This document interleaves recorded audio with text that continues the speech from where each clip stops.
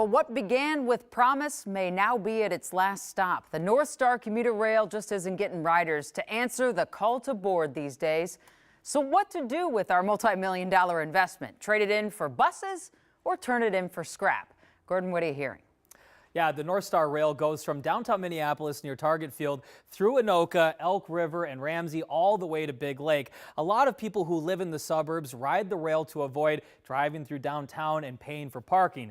But since the pandemic, the numbers have plummeted, and leaders are now thinking about shutting it down and using buses to save money. The North Star commuter rail made its first trip on November 16th of 2009. Well, I've been looking forward to this because I drive from Monticello all the way to downtown Minneapolis. More than 2,400 travelers rode the rail that first day, and many were excited about the possibilities. This is just a great way for me to be able to use the time for work or study or relaxation, and the cost is about the same given the gas prices. In the following years, ridership increased to a steady 700,000 travelers a year, peaking at nearly 800,000 in 2017. But then came the pandemic. Since the pandemic, the ridership has dropped to approximately 16% of what it was. And the numbers have stayed low ever since, with just around 120,000 travelers last year, with about 300 to 400 travelers per day. I'm here to tell you, after 14 years, there is no base. There is no customer base for North Star, nor will there ever be. During the House Transportation Committee at the state capitol Monday, some defended the North Star Rail, arguing more departures will give riders more options. We know that the North Star can be successful.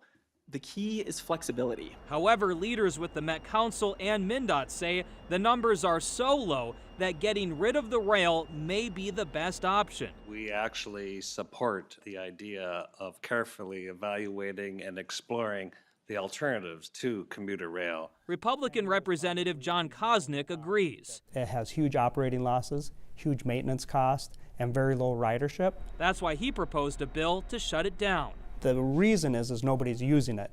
That's the reason we're closing it down. According to a new study from MnDOT, closing down the North Star line would save Minnesota taxpayers around $12 million a year, and a similar service could be provided using buses for around $2 million a year. Transit needs to be nimble and flexible, and so that's why we support different bus alternatives, as the Met Council has recognized. The Met Council and MnDOT are now considering every alternative to see what option works best. Meanwhile, Kosnick says he will move forward with this bill at the Capitol, and he's hoping to get enough votes to pass it later this session. We need to make sure that we're using our transit dollars and our transportation dollars as effectively as possible, and make sure that transit is efficient, and in this case, North Star was never efficient. And Jana, I'm sure some of our viewers may be wondering, can't they just raise the ticket price to make up this difference? Well, here's the math. Right now it costs around $5 to ride one way, but to break even, they would have to charge somewhere between $90 and $170 each way.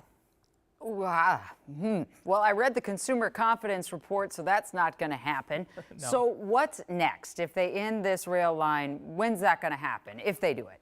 Yeah, if they shut it down, it's not going to be an easy process. This is not just state money and kind of a state situation. There's some federal involvement. Also, there's all those stations. There's a lot of questions about what do you do with that. So the lawmaker that I spoke with in the story says it could be a year or longer before this happens. And a fun fact about that story from 2009, Jana, that was actually your story that you did back in 2009. Yeah, that's why we have to throw it away, just like me. Thank you so much, Gordon. No problem.